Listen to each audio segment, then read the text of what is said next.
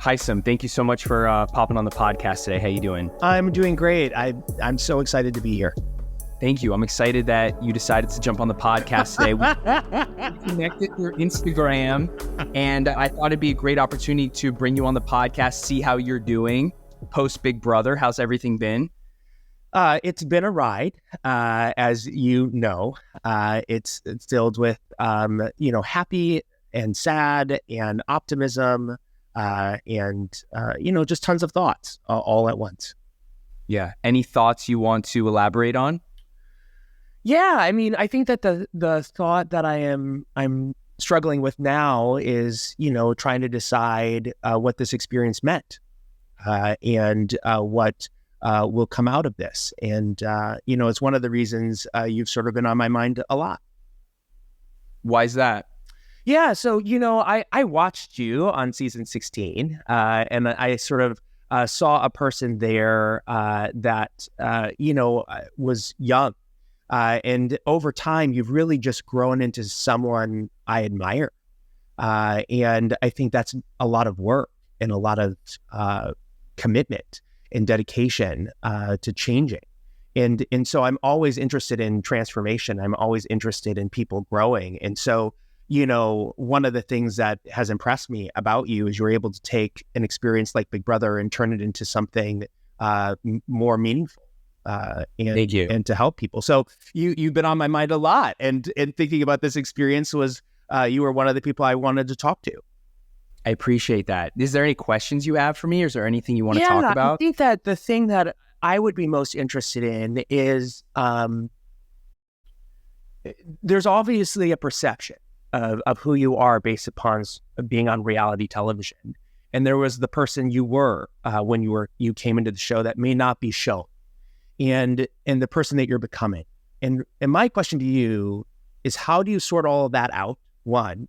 And then two, what was your personal trajectory on that? And three, what was like the defining moment when you were like, I've now become the person I was meant to be? Yeah, great question. So I'll answer the third question first. I feel like we're all constantly evolving. Impermanence, change is always happening. And who I was on Big Brother at 23 years old, fresh out of college, I had a huge ego going into the show. And then I came off the show extremely narcissistic and pretentious, thinking I was hot shit because I had followers and because I was on reality TV. And that really impacted my mental health in a negative way. And I really hit rock bottom when I was just going out a lot, drinking a lot, and just thinking I was better than other people because I was on TV. And I feel like season 16 got a little extra fame and notoriety because of Ariana Grande, right? And it was the first season where we had the Battle of the Block. And I don't even know if there's been another season with Battle of the Block, and that's neither here nor there. But it was just really tough for me, for sure. And ever since I hit rock bottom of spending all the money I made on Big Brother and all the money I made like doing meet and greets and, the post-reality circuit type stuff, I was like, damn, where do I go from here? And I just started waking up a little earlier, reading a couple books, going to the gym and eating healthy and working out and learning more and getting into sales and working on myself, whether that's journal or meditation or gratitude practices or affirmations, right? All like the cliche stuff, the mainstream stuff. But it works. It works. And it's provided pretty good results. And I feel like I'm in a good place now, but I still feel like this is the beginning for me. But there were two other questions that you asked, and I don't want to skip them. But before we pivot to those questions, I want to ask you, how are you doing mentally after Big Brother? Even though you were only on the show for a couple weeks or like a month or so, has it impacted your mental health in any way, positively or negatively? Yeah, I work in mental health. That's sort of like what my full-time job is. And so I had a lot of tools going into the Big Brother house. And so what I would say is I was able to use those tools to sort of keep my mental health safe.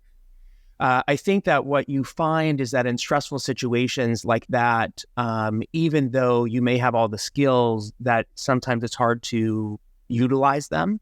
And I found myself a lot more emotional than I previously am in normal life. And that's not necessarily a bad thing. That was just something that I noticed.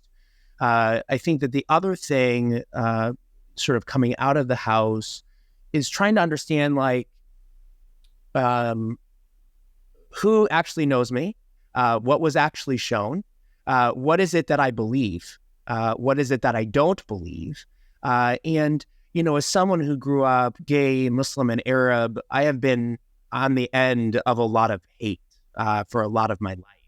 And so some of the things that I'm reading online, I'm like, well, this is just silly and crazy. I think that the part that affected my mental health was some of the negative medical reviews that were written about me. And the reason that impacted me is that I love taking care of patients and I love my job so much.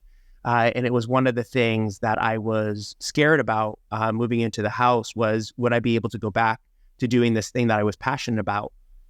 And unfortunately, when reviews like that are written, and to give you an example, one of the reviews that was written was that I inappropriately took pictures of a patient, which I would never do. And when you see things like that, it starts. The concern is that when you're looking for a doctor to take care of your mom or your dad, that you will read a review like that, and you will actually. It's already hard enough to find a doctor, and if you read a review like that without understanding the context that I was on a reality show and that this review happens because of that, you might feel differently about getting the care that you need. And so, that has been the hardest part, and that's the part that's been impacting my mental health in the sense that I'm like, I love taking care of patients, and the people who know me know that I do a really good job. And I've won clinical awards for my work. But those types of things, like, I feel like sometimes cross a line. And so that's what I would say has probably been the hardest challenge mentally coming up. Okay. What were some of the tools that you used for your mental health while you're on Big Brother? Yeah, I think that, being on Big Brother, there's a part of understanding like who you are and what you're going to show, and what you're going to reveal. And the game is designed for you to develop connections. And so you are also sharing something about your life, which means that you're getting closer to people. And there is the chance that could be weaponized against you, right? And so one of the things that I was really working on being in that house was in my professional life, I'm really not vulnerable. So one of the things I really wanted to work on was sort of being, oh, good God. Oh, that's crazy. That's crazy. I am so sorry. No, it's good. We'll keep trying to run with it. Yeah. If you keep focus enough. Yeah. So one of the things that I, as a skill that I use, is that I'm just really a strong mental person, right? And so being vulnerable is really important to me, which is why I trust my alliance so much, right? Is that I really wanted to focus on trusting someone, and maybe Big Brother is not the best context for that, but I think that all people who make it to the end have one person that they trust, right? And that was something that was really important to me, as I was like, I'm going to trust a person, and I'm going to look at characteristics of people, and I'm going to choose that person, and I'm going to be 100% loyal to them. I'm going to share all the information, which is ultimately my downfall. But what I learned is that just because I did that doesn't mean I can't do it again.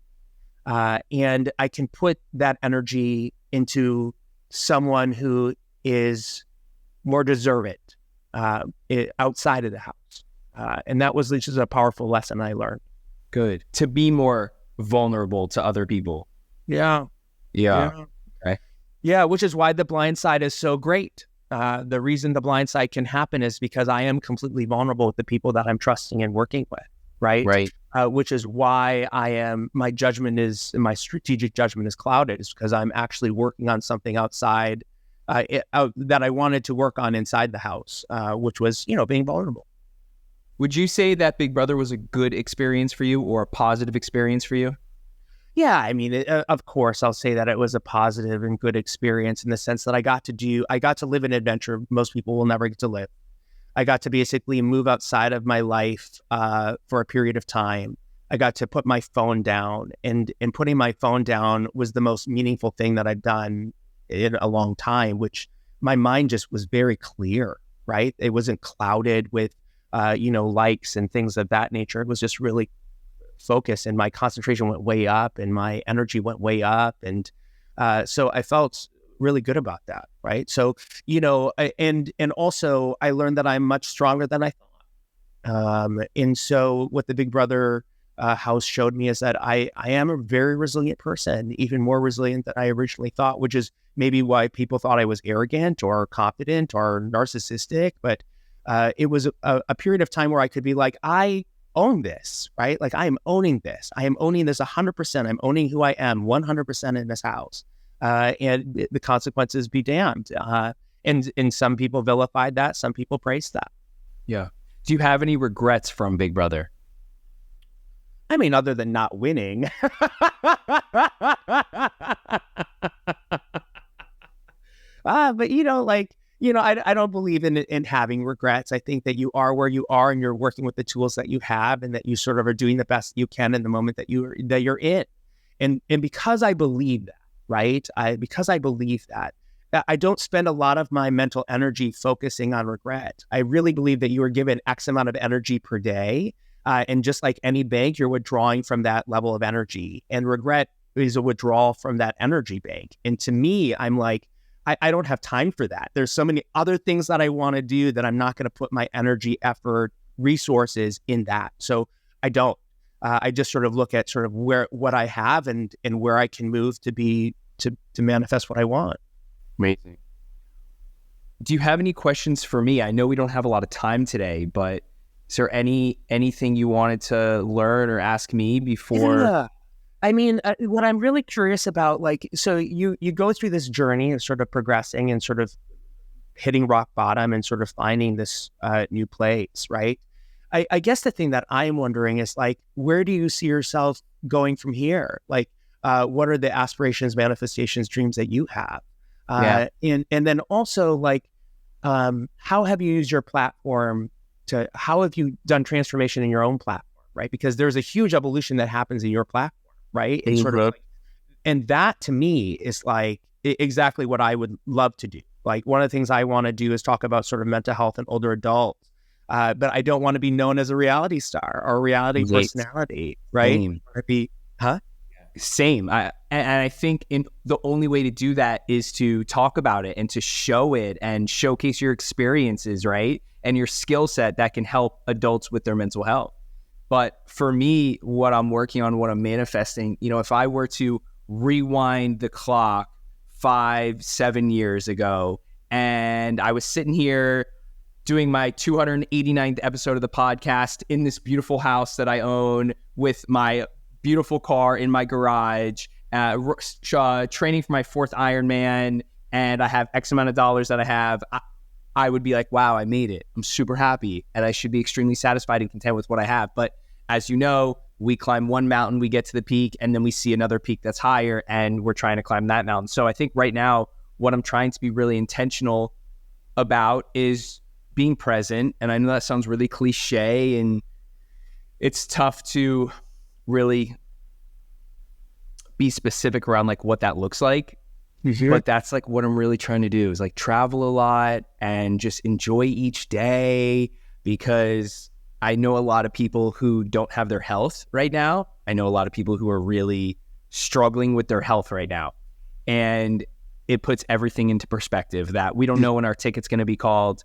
Mm-hmm. And, really bad things can happen to us that are out of our control, So right now, I'm just trying to like really like be present in the moment, be really happy. If business goes great and I have a good month, I'm super ecstatic. If business goes bad and I'm having a slow month, it is what it is. I'll keep trying and moving forward, but I'm never going to give up on the podcast. I'm never going to give up on my life coaching business. I'm never going to give up on putting out high quality content that has a message that lands well with a lot of value around health and wellness. So I'm just going to keep pushing out this content, keep trying to make a positive impact on the people that I'm coaching in front of me, and connecting with good people like yourself.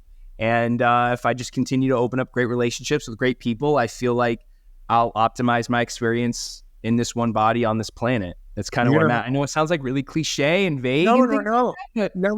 I mean, the interesting thing about health is we never think about it until we have to think about it. That's it. And once you don't have your health, you don't have anything.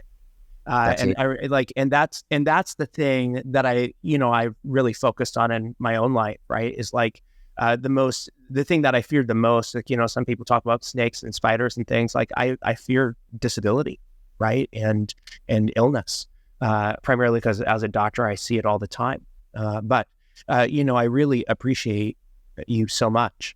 I really do. And I think that, the way your outlook and your perspective and transformation has been really impressive. And I hope I have something like that in the future too. Thank you. I appreciate your kind words. That was really nice of you. And Okay. I wish we had more time, but I know you're extremely busy and you got a lot of other things that you have to do today. I really appreciate you taking the time out of your busy schedule to hop on the podcast today. I would say the same to you, sir. Thank you. And I'm looking forward to sharing this to all my podcast audience and to all the people on social media. And I'm sure everyone is continuing to watch Big Brother. It's been a dramatic season. It's been a dramatic season, to say the least. The last thing I'm going to say before we get cut off here is I don't watch it. I didn't really watch it before I was on the show. I didn't ever really watch it after I was on the show, but a lot of people obviously text me and tell me what's going on. And it seems like there's a lot of dramatic events that are happening that don't really involve gameplay. You really hate to see that. Unfortunately, you really hate to see that. But Hisam, thank you so much for your time today. It was great getting to know you, and thank you so much. Connect off the podcast soon. I would love that. Thank you so much. Have a good one.